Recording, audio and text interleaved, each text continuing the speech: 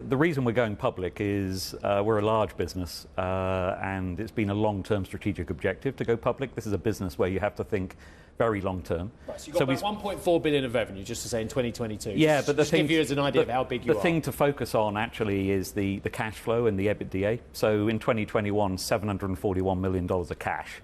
And EBITDA of in over $850 million. So it's a big business and very profitable. You can see from that big margin. You got me laughing, Alasdair, because for years I'd speak to you and you're like, oh, don't worry about the free cash flow. They'll get there. They'll get to free cash flow eventually. This is a great company. We'll get to free cash flow. Don't worry about that yet. It's a young company. Now you're telling me to look at the free cash flow because you've got one.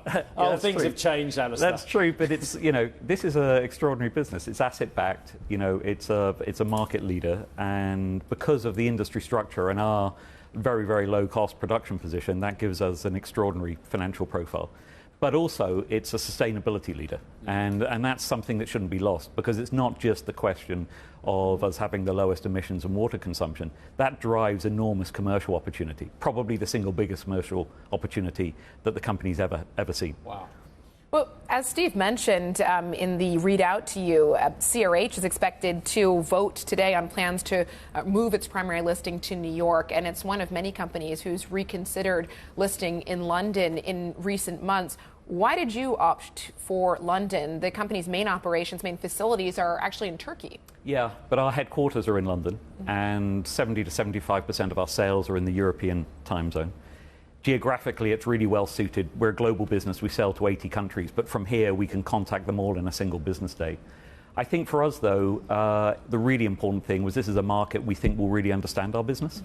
So, we're an extractive industry, we're a mineral processor, we're asset-backed, we have very strong cash flow, dividends and the like, and good growth. And actually, when you look at this market, it's a market that well understands those attributes.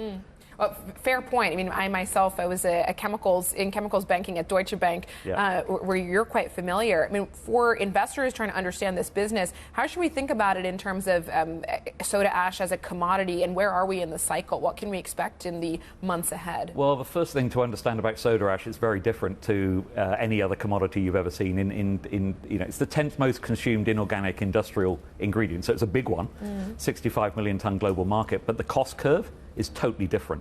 So you've got a very steep front end, all driven by low-cost natural soda ash producers like us, and then you've got 70% of it, which is long and flat, which is all driven by high-cost synthetic producers. And that shape of the cost curve locks in advantages for low-cost producers like us. There's no swing production, and it's all contracted. There's no spot market. So this is a very, very different commodity to any that you've ever seen, and importantly, 75% of the growth going forward is driven by sustainability trends, so long-term structural growth that isn't going away.